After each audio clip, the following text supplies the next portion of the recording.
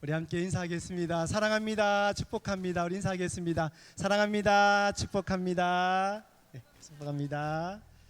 네. 제가 기도하고 찬양하겠습니다. 은혜로우신 하나님 아버지 감사합니다. 무더운 날씨 가운데서도 하나님께서 저희 삶을 지켜주시고 또 이렇게 건강한 모습으로 주님 앞에 나와 또 찬양 예배로 올려드릴 수 있도록 하나님 함께 하심을 감사합니다. 선한 목자 되신 그 하나님을 우리가 또 높이며 또 찬양하며 나아갑니다. 찬양 가운데 하나님 영광 받아 주시옵소서. 우리 예배를 받아 주시옵소서. 감사드리며 예수 그리스도 이름으로 기도합니다. 아멘. 우리 여호와 나의 목자 함께 찬양하겠습니다.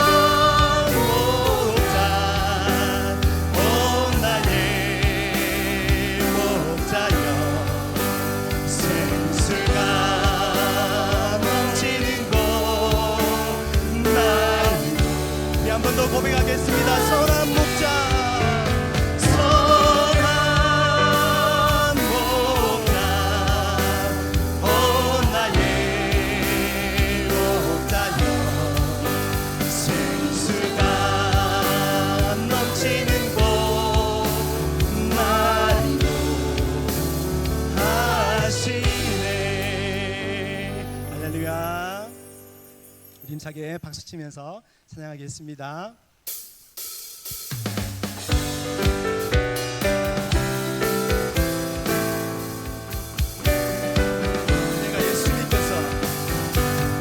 내가 예수 믿고서 제사만 받아 나의 모든 것 다 변했네. 지금 내가 가는 길 천국 시편에 나의 모든 것 변하고 그 피로 그 손 받았네. 하나님은 나의 구원 되시오니 내게 정죄함 주님 밝은 빛 내사 어둠의 진리 나의 모든 것 다 변했네. 지금 내가 다 앞에 온전케 돼 주의 공로를 의지함이세. 나의 모든 것 변하고 그 피로 그 손 받았네. 하나님은 나의 구원 되시오니 내게 정죄함 내게 성령 임하고 그 크신 사랑 나의 맘에 가득 채우며 모든 공포 내게서 물리치시니 난 항상 주 안에 나의 모든 것 변하고 그 피로 그 손 받았네. 하나님은 나의 구원 되시오니 내게 정죄 나의 모든 것 변하고 그 피로 그 손 받았네. 하나님은 나의 구원 되시오니 내게 주는 나를 기르시는 목자여 나는 주님의 귀한 어린 양 푸른 풀밭 맑은 시냇물 나를 인도하여 주신 나. 주는 나의 좋은 목자 나는 그의 어린 양 저를 따라 꼴을 먹여주시 내게 예쁜 새들 노래하는 아침 널 비키는 고운 항문에 사랑하는 나의 목자 음성 언제나 불러주신 나. 주는 나의 좋은 목자 나는 그의 어린 양 저를 따라 꼴을 먹여주시 내게 부족한 못된 짐승 나를 잊지 못하고 거친 비바람 삼지 못하리. 나의 주님 강한 손을 펼치사 나를 주야로 지켜주신 나. 주는 나의 좋은 목자 나는 그의 어린 양 저를 따라 꼴을 먹여주시. 우리 한 번 더 못된 짐승 3절 하겠습니다. 못된 짐승 나를 잊지 못하고 거친 비바람 삼지 못하리. 나의 주님 강한 손을 펼치사 나를 주야로 지켜주신 나.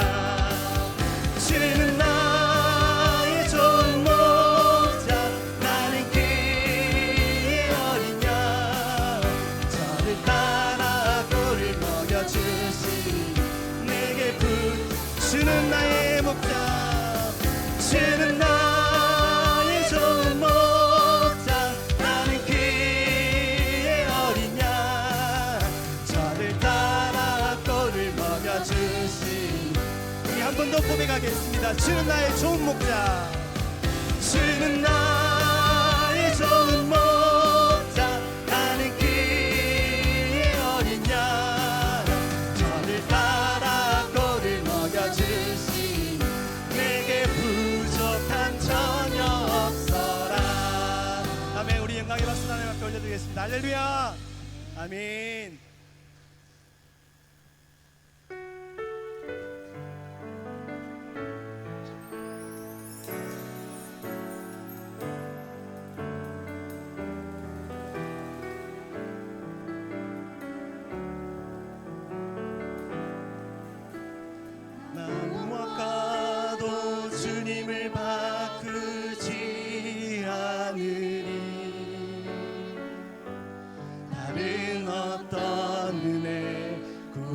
구하지 않으리. 오직 주님만이 내 삶의 도움이시니 주의 얼굴 보기 원함. 우리 한 번 더 고백하겠습니다. 나 무엇 가도 주님을 바꾸지 않으리. 다른 어떤 은혜 구하지 않으리.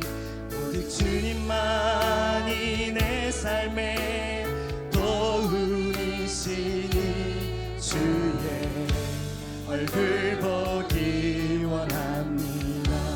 주님 사랑해요.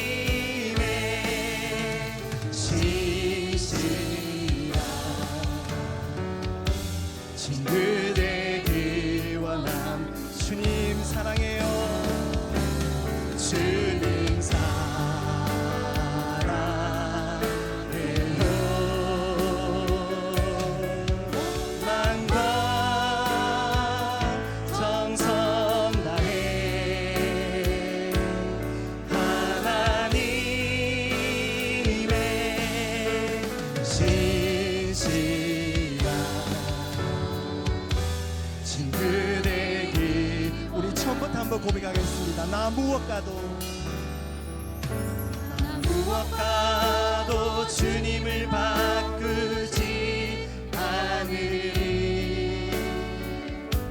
다른 어떤 은혜 구하지 않으리. 오직 주님만이 내 삶의 도움이시니 주의 얼굴 보기 원합니다. 주님 사랑해요. 주님 사랑해요.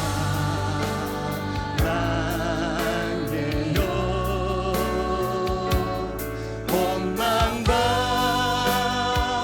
정성 다해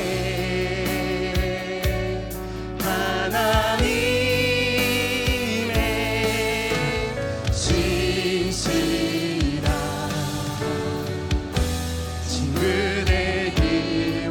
우리 한 번 더 고백하겠습니다. 주님 사랑해요. 주님 사랑해요.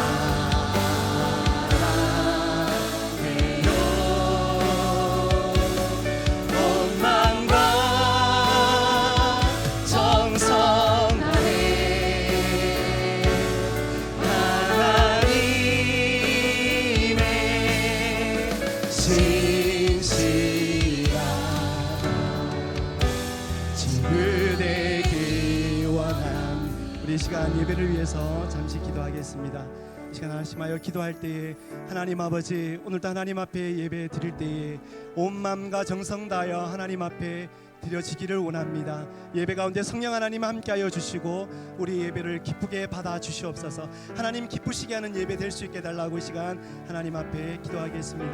하나님 아버지, 이 시간 주님 앞에 온 마음과 정성 다하여 예배 드리기를 원합니다. 하나님 우리 예배를 받아 주시고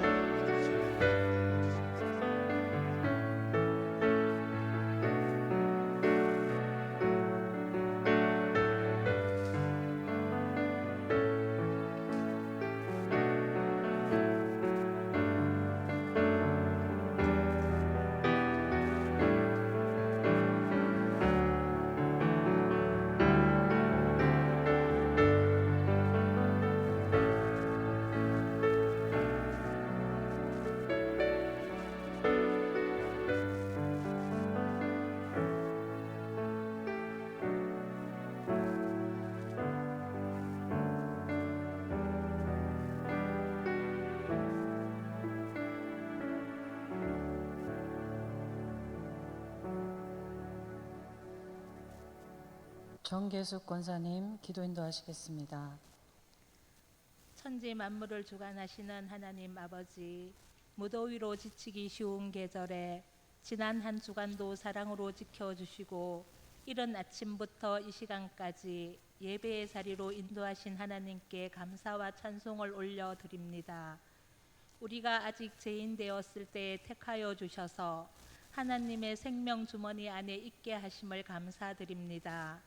그러나 우리는 미련하여 받은 은혜에 감사하기보다 불평불만하며 하나님보다 내 생각을, 기도보다 세상을 의지하며 살았음을 고백합니다. 용서하여 주옵소서.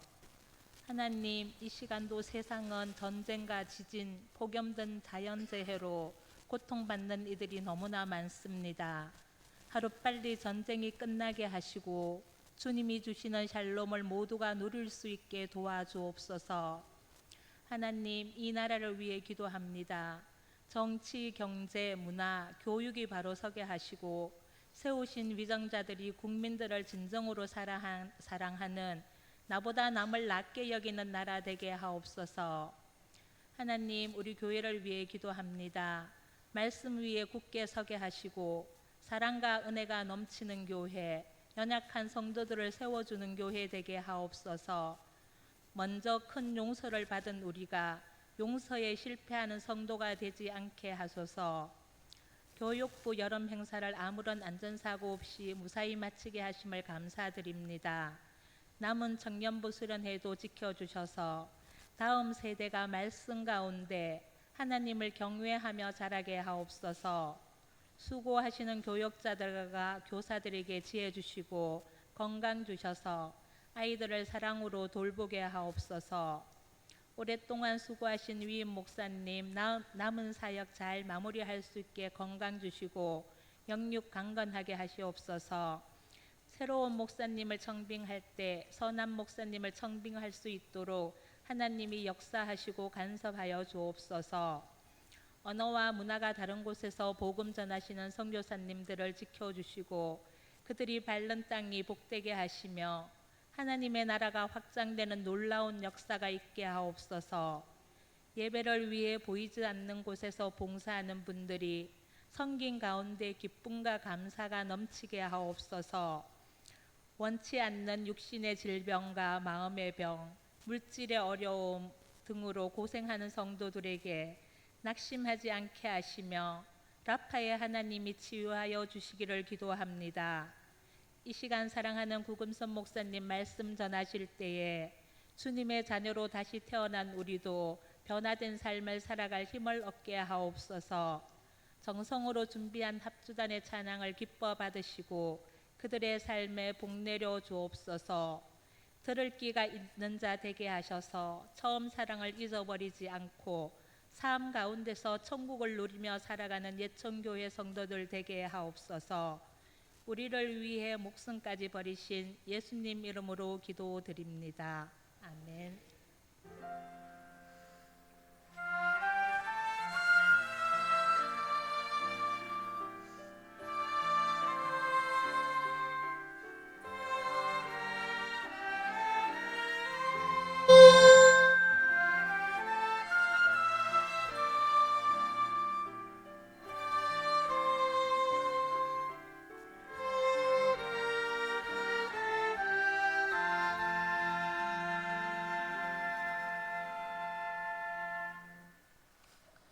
이 시간 주시는 말씀은 요한복음 11장 32절에서 42절입니다. 요한복음 11장 32절에서 42절입니다.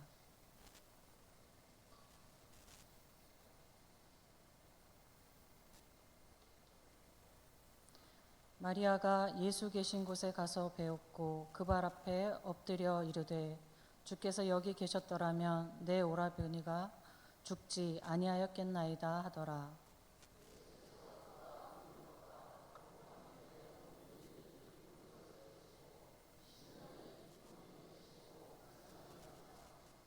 이르시되 그를 어디 두었느냐 이르되 주여 와서 보옵소서 하니 이에 유대인들이 말하되 보라 그를 얼마나 사랑하셨는가 하며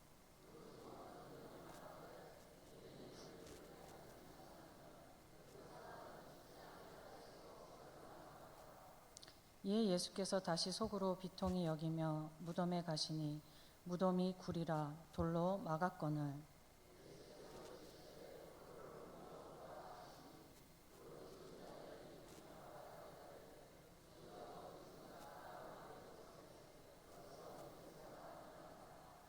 예수께서 이르시되 내 말이 내가 믿으면 하나님의 영광을 보리라 하지. 아멘.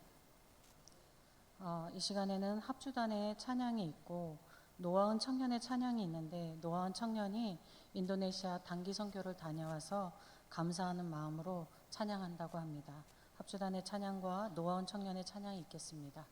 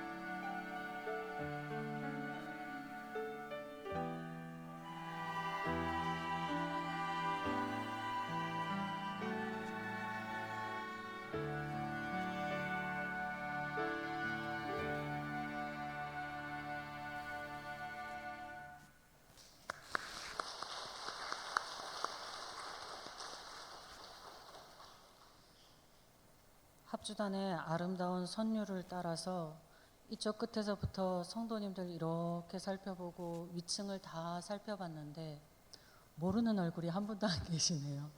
그 얼마나 친근하게 느껴지든지 반갑습니다. 오늘 이 시간에도 하나님의 크신 은혜가 있기를 소망합니다.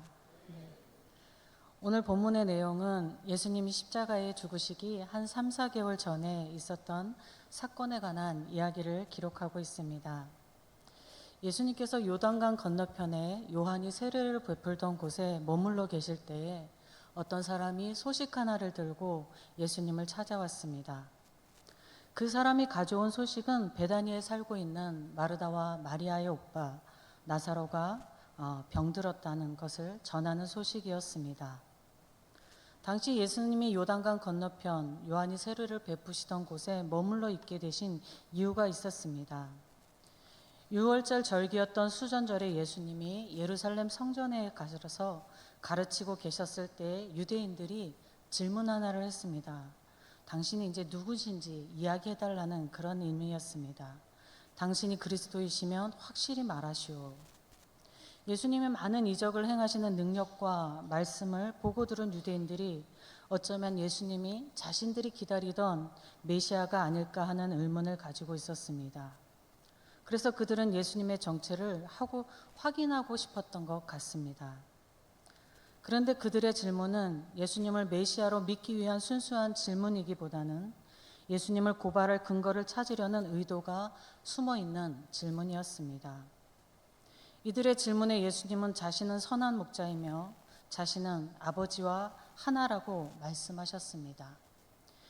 유대인들은 예수님의 이 말은 사람인 예수가 하나님과 동등되다 하였다 하여서 신속 모독을 하였다고 하며 붕괴하면서 예수님을 돌로 치려 하였습니다. 예수님을 죽이고자 한 것입니다. 이때 예수님은 제자들과 함께 생명의 유입을 피해서 요한이 세례를 베풀던 요단강 건너편으로 가셔서 그곳에 머물러 있었던 것입니다. 예수님이 계시는 곳에서 나사로가 사는 베다니와의 거리는 약 35km 정도 떨어진 곳입니다. 오늘과 같은 교통수단이 없었기 때문에 도보로 가면은 빠르게 걸어가면 하루길, 보통의 걸어로 가면 이틀길을 걸리는 거리였습니다. 그리 가깝지 않은 곳에 계신 예수님께 마르다와 마리아가 오빠 나사로가 병들었음을 알리는 것은 그녀들이 볼 때 나사로의 병세가 그대로 두면 목숨이 위험했기에 이를 예수님께 알린 것입니다. 이렇게 마르다 자매가 자신들의 오빠의 병든 사실을 사람들을 보내면서까지 예수님께 알린 것으로 보아서 그녀들과 예수님 사이의 관계가 친밀한 관계였음을 알 수가 있습니다. 나사로와 그의 여동생들은 예수님과 언제 어떻게 친밀한 관계를 맺게 되었는지 성경에 기록되어 있지 않아서 알 수는 없으나 그들이 거하였던 집은 예루살렘에서 3km 정도 떨어진 가까운 거리였습니다. 예수님이 예루살렘에 오실 때 자주 그들의 집에서 머무르셨습니다. 예수님은 나사로의 집에서 쉬시기도 하시고 식사도 하시고 말씀을 전하시고 제자들과 교제도 하셨습니다. 예수님만이 아니라 예수님과 동행하던 제자들과 그들을 따르는 일행들도 함께 나사로의 집에서 쉬고 먹고 하였습니다. 나사로와 두 여동생이 자신의 집에 찾아온 예수님과 그 일행을 정성껏 대접하며 섬겼습니다. 예수님이 그들의 집에 방문했을 때 그들은 예수님과 많은 이야기를 나눌 수 있는 기회를 가졌을 것입니다. 예수님께 그들은 자신의 삶의 아픔이나 고통, 기쁨의 이야기 등을 말씀드리고 예수님은 그들의 삶의 이야기를 듣고 위로하시고 권면하시고 축복하셨을 것 같습니다. 또 그들은 예수님이 전하시는 말씀을 듣기를 기뻐했으며 의문이나 궁금증이 있으면 물어보기도 하며 예수님과 많은 대화를 나눌 수 있는 기회를 가졌을 것입니다. 그리고 그들은 예수님과 함께 온 제자들의 일행으로부터 예수님이 행하신 기적과 이적에 대한 사건들에 관한 엄청난 이야기들을 전해 들었을 것입니다. 이런 이야기들을 오고 갔지 이렇게 좀 생각해 보면 이런 대화가 오고 가지 않았을까라는 생각을 해봅니다. 저기 예수님과 베드로가 제자들이 쫙 갔을 때 얼마나 궁금하겠습니까? 이번에 예수님은 어떤 일을 하고 오셨을까? 베드로, 이번에 예수님이 행하신 일을 좀 이야기해봐요. 이번에는 아주 특이한 백부장을 만났어요. 글쎄, 자기 종이 병들었는데 그 종을 치유해달라는 거 뭐예요? 이 사람이 더 특이한 거는 예수님이 그 사람 집에 가겠다고 했거든. 근데 집에 안 오고 예수님이 말씀만 해도 낫겠다고, 그렇게 얘기하는 거야. 예수님이 대단한 믿음이라고 막 칭찬을 했어요. 막 이래서 그렇게 이야기하면, 그래서 어떻게 됐어요? 어떻게 됐어요? 아이고, 어떻게 되긴 뭘 어떻게 다, 그 종의 병이 나았지. 뭐 이렇게 잠이 좀 깨시죠? 이렇게 얘기하지 않았을까 싶습니다. 또 이제 예수님께 이런 질문을, 그들이 성경을 잘 알고 있었다면, 예수님 성경에 처녀가 잉타하여 아기를 낳으면 임마누엘이라고 한다는데 그게 예수님을 얘기하는 거예요? 예수님 그게 메시아인데 예수님 맞아요? 또 성경에 야고비에서 한 별이 난다는데 그 예수님 맞아요? 뭐 이런 질문도 하지 않았을까?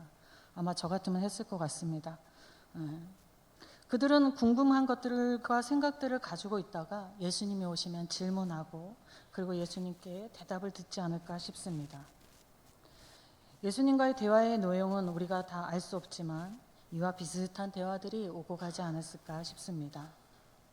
나사로와 두 동생들은 예수님께 말씀을 받는 영적인 교제와 삶을 나누는 삶의 교제와 그렇게 친밀한 관계였습니다.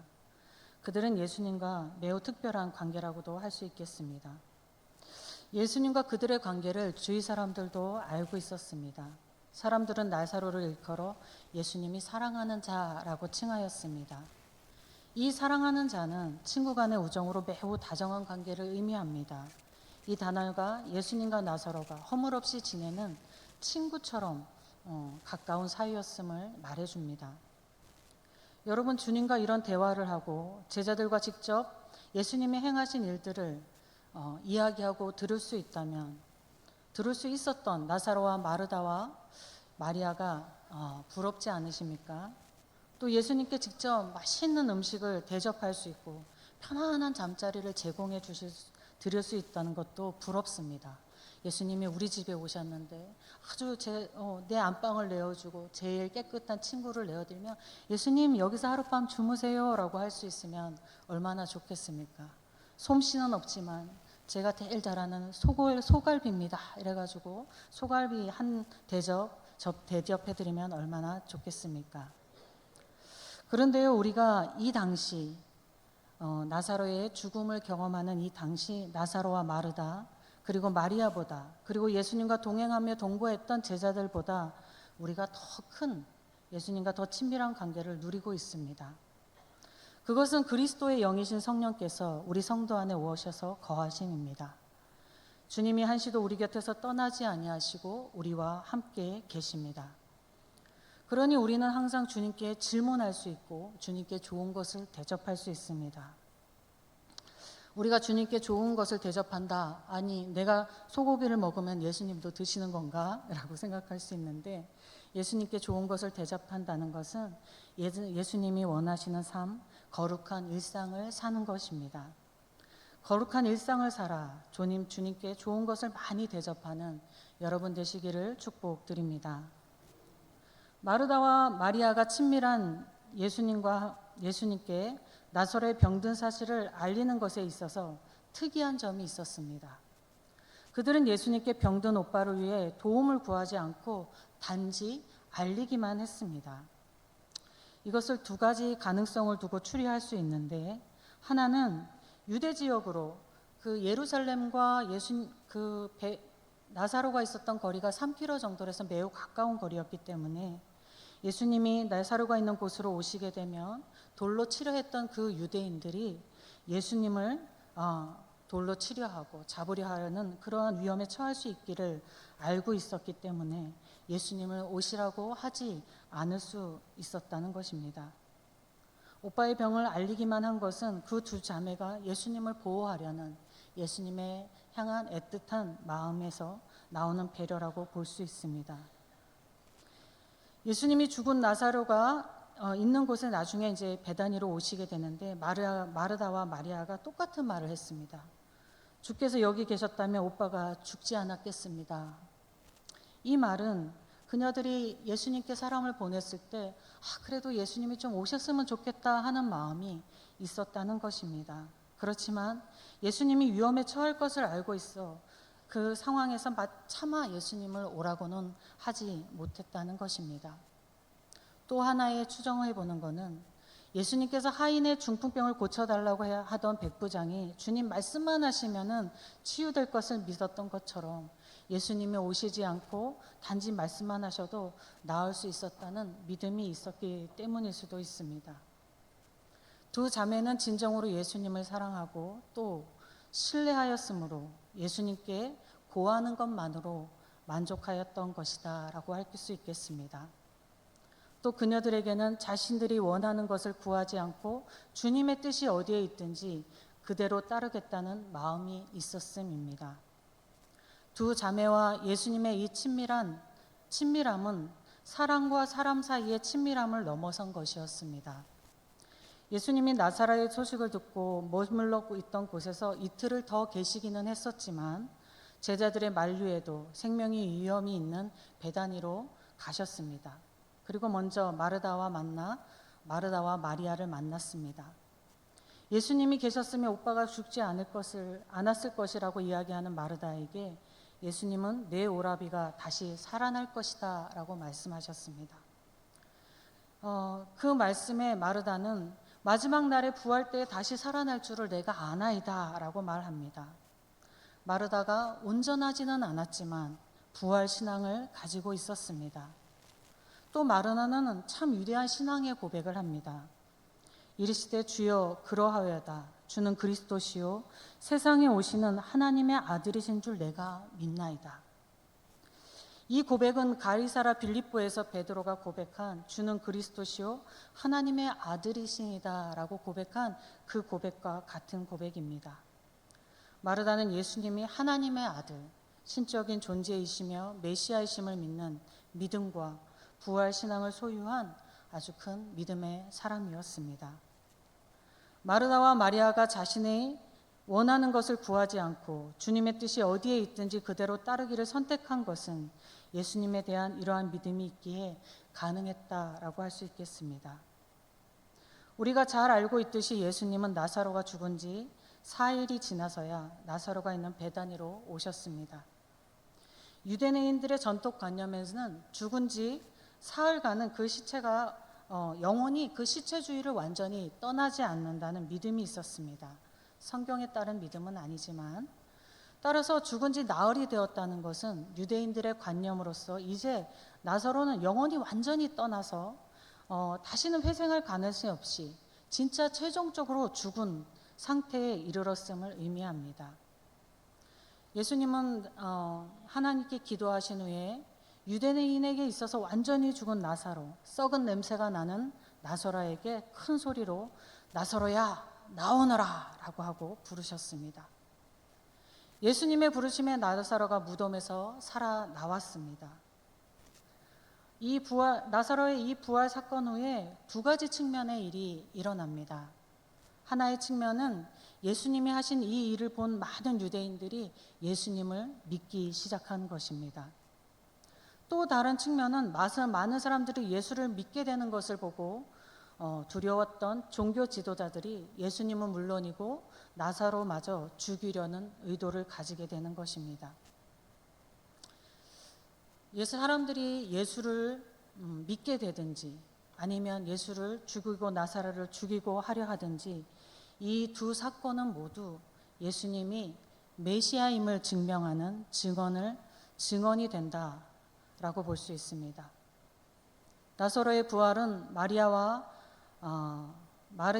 마르다에게 말할 수 없는 기쁨이었습니다.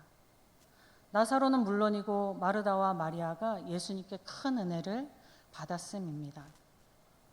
그렇지만 이 기쁨에 마르다와 마리아는 이 이전에 극심한 고통을 겪었습니다.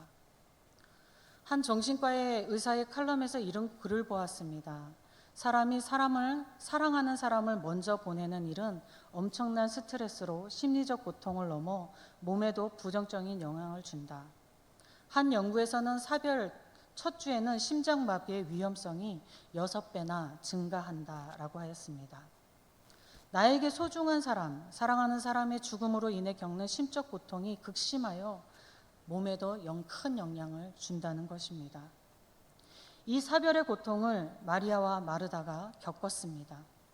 병이 들어 회생할 수 없는 상태에 이르러 가고 생명이 꺼져가는 오빠 나사로를 그녀들은 가슴이 무너지는 그 심정으로 바라보고 있었습니다. 그러다가 마침내 오빠 나사로의 죽음을 맞닥뜨립니다. 그때는 그 커다란 슬픔은 이루 말할 수 없었을 것입니다. 이것은 예수님이 오셨을 때 예수님이 계셨으면 오빠가 죽지 않았을 것이라고 하는 말에서 그들이 얼마나 그 오빠의 죽음을 슬퍼하는지 알 수 있습니다. 나사로는 동생들보다 더 큰 고통을 겪었습니다. 중병을 앓는 죽음에 이르는 육체의 큰 고통을 겪었습니다. 죽음이 다가왔을 때에 두려웠을 그 심리적인 고통도 겪었습니다. 그리고 호흡이 멎는 죽음의 성광을 고스란히 다 겪었습니다. 병으로 겪는 육체적인 고통도 죽음 앞의 두려움도 죽는 그 순간도 나사로 혼자 겪었습니다. 예수님은 사랑하시며 친구처럼 허물없었으며 친밀했던 그들이 이런 고통을 겪지 않게 해주셨으면 좋았을 텐데 오히려 그들에게 사람이 겪는 가장 큰 심리적 고통과 육체적인 고통을 겪게 하셨습니다. 그런데 그들은 이 고통을 지나 나사로의 부활로 큰 환희를 맛보고 큰 은혜를 체험합니다. 마르다와 마리아는 그리고 나사로의 삶은 고통을 지나 부활의 은혜와 기쁨을 체험합니다. 그리고 거기에서 끝나지 않았습니다. 그들의 삶은 그 이후에도 계속 이어졌습니다. 그들은 그 이후에 어떤 삶을 살았을까요? 아마 제 1순위는 그리스도인 예수를 증거하는 삶을 살았을 것입니다. 그리고 그 다음으로는 자신들이 겪었던 고통을 겪는 이들을 그들의 곁에서 같이 아파하고 위로하고 같이 기도하는 삶을 살았을 것입니다. 제가 아는 한 성도님은 현재 한 60대 초반이신데 40대 중반쯤에 딸을 데리고 남편이 있는 도시를 떠나서 친정이 있는 도시로 왔습니다. 남편은 원래 살던 곳에서 직장 생활을 하고 계셨고 성도님은 친정이 있는 도시의 여학교에서 무용을 가르치기 위하셔서 수업을 하기 위해서 온 것이었습니다.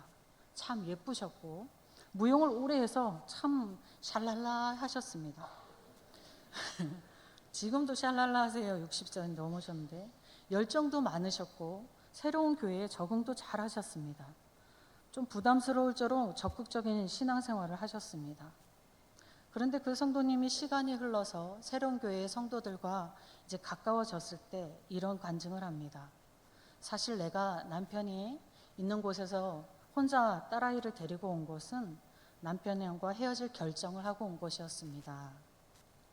그래서 이제 남편과의 헤어지는 과정을 준비하는 것이었습니다. 헤어지려고 했는데 하나님께서 우리 가정을 점점 회복해 가셨습니다. 그래서 남편이 주말마다 오셔서 교회 다니지도 않던 남편이 교회에 나오시게 되고 그리고 이제 남편과의 관계가 이제 잘 회복되셨습니다. 근데 이제 그분이 하는 간증이 이것이었습니다. 그런데 하나님께서 자꾸 나처럼 가정이 불화하고 있는 사람들을 자꾸 만나게 하신다. 그래서 내가 그 사람들에게 권면의 말, 위로의 말을 할 수 있다라고 하는 것이었습니다. 자신이 겪었던 그 고통과 아픔을 가지고 그리고 받았던 그 은혜를 가지고 타인에게 그 사람을 이해하고 그 사람에게 은혜를 나누어 주는 것입니다. 또 60대에 개척교회를 하는 목사님이 친정 어머니를 모시고 있었는데 침심 어머니가 90이 훨씬 넘으셨는데 암에 걸리셨습니다. 그러니까 어머님의 암에 걸려서 육체적으로 너무 고통스러워 하시니까는 지금 성도들과 같이 작정 기도를 하고 있다는 것입니다. 어머니가 평안하게 천국 가실 수 있게 해달라고 기도했다는 것입니다. 그리고 그 목사님의 어머니가 별세하신 후에 그 목사님을 다시 만났는데 어머니와의 그 사별의 슬픔을 이루 말할 수 없다는 것입니다. 본인이 기도하시고 어머니가 별세하셨는데 그럼에도 이 사별의 고통을 이루 말할 수 없다면서 내가 지금까지 성도들이 슬퍼하면 아이고 천국에 가셨는데 뭘 그렇게 다시 만날 건데 슬퍼하냐고 그렇게 권면했는데 그것이 참 잘못한 일이었다고 하면서 이렇게 큰 슬픔일 줄 몰랐다고 하셨습니다. 어머니와의 사별을 겪고 하나님으로부터 위로를 받은 그 목사님은 본인이 겪었던 아픔을 겪는 그 사별의 슬픔을 겪는 이들에게 이전과는 전혀 다른 권면의 말들을 하실 것입니다. 우리 성도들은 삶에서 겪지 않으면 좋았을 고통들을 겪습니다. 그 고통은 육체의 고통이기도 하고 정신적인 고통이기도 하고 사랑하는 이의 고통을 보아야 하는 고통이기도 하고 사별과 같은 큰 고통 등 다양한 고통을 겪습니다. 그리고 우리 성도들은 그 고통 속에서 주님께 나아감으로 주님의 은혜를 체험하고 기쁨을 얻습니다. 여러분에게도 이런 체험들이 있으실 것입니다. 우리 성도들의 삶은 고통을 지나 주님의 은혜와 기쁨을 체험하고 거기에서 끝나는 것이 아니라 그 이후의 삶이 지속됩니다.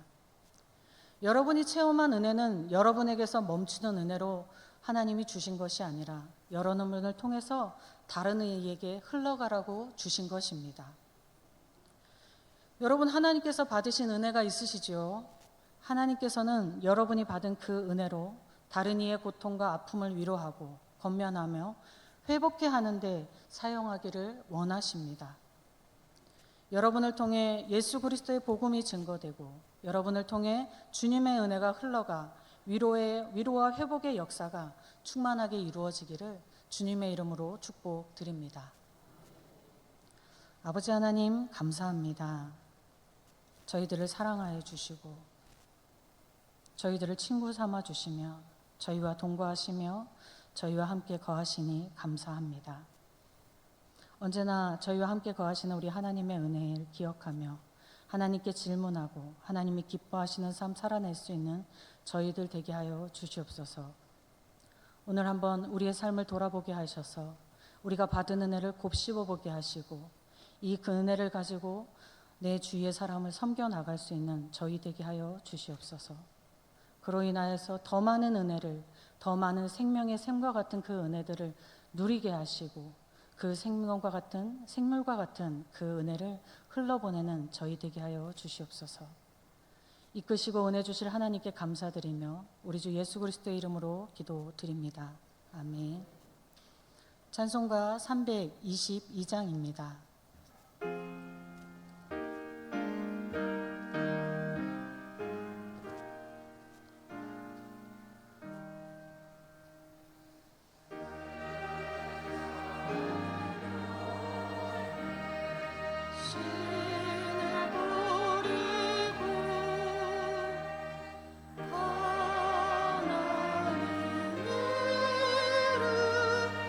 높여 기를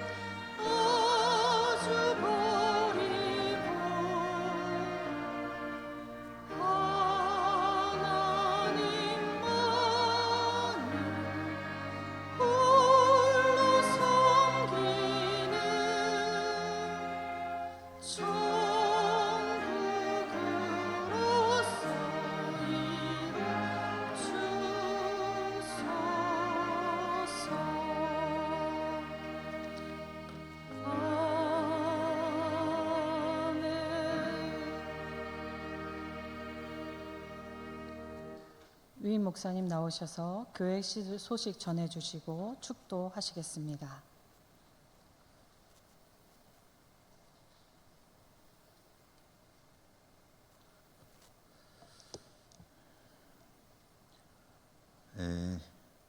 교회 소식은 주보 보시면 되겠고요.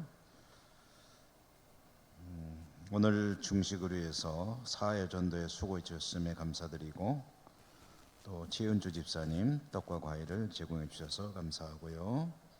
지난주에 황미은 성도님, 최성님 권사님 모시고 오셔서 새 가족으로 우리 교회 식구가 되셨습니다.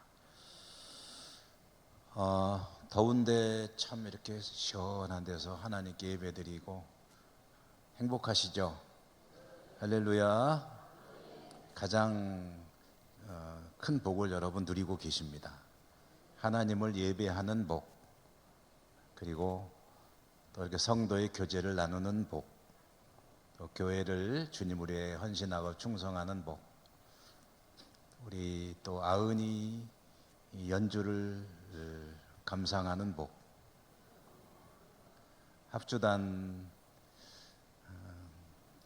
오늘 또 연주 감사하고, 교회 곳곳에서 섬기고 수고한 모든 분들에게 주님의 이름으로 축복하고 치하를 드리고 또 격려를 보내드립니다. 더위가 대단하지만 어느덧 7월 마지막 주가 지났습니다.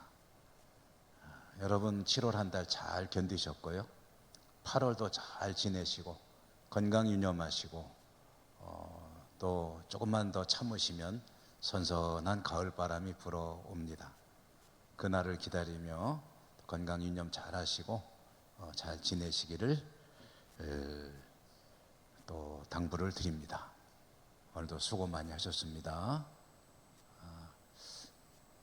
구금선 목사님 설교를 듣다가 베드로가 말하는 게 구 목사님 많이 닮았겠구나 하는 생각을 했습니다. 감사합니다. 기도하겠습니다. 하나님 감사합니다. 하나님의 은혜 가운데 또 거룩한 주님의 날 예배하고 섬기고 또 주신 사명 감당하고 저희들이 또 살아야 될 삶의 자리로 나갑니다. 무더운 날씨 가운데서 사랑하는 우리 예천교회 모든 권속들 건강 지켜주시고 세상에서 믿음으로 실패하지 않냐고 승리하고 하나님 앞에 복되게 살아가는 삶이 되게 하여 주시옵소서. 몸된 교회에 쓰고 수고한 모든 주의 종들을 축복해 주시고 세상에서도 하나님의 영광 드러내는 복된 믿음의 삶이 이루어지게 하여 주옵소서. 감사하고 축복하고 예수님 이름으로 기도드립니다. 아멘. 우리 주님 예수 그리스도의 은혜와 하나님 사랑과 성령님 교통하심이 거룩한 주님의 날 예배하고 섬기고 주 안에서 교제하고 기쁨을 누리다 다시 삶의 자리로 나가는 주의 백성들 머리 위에와 저들의 모든 마음의 소원 위에 삶의 자리 위에 항상 함께 계시옵기를 축원하옵나이다. 아멘.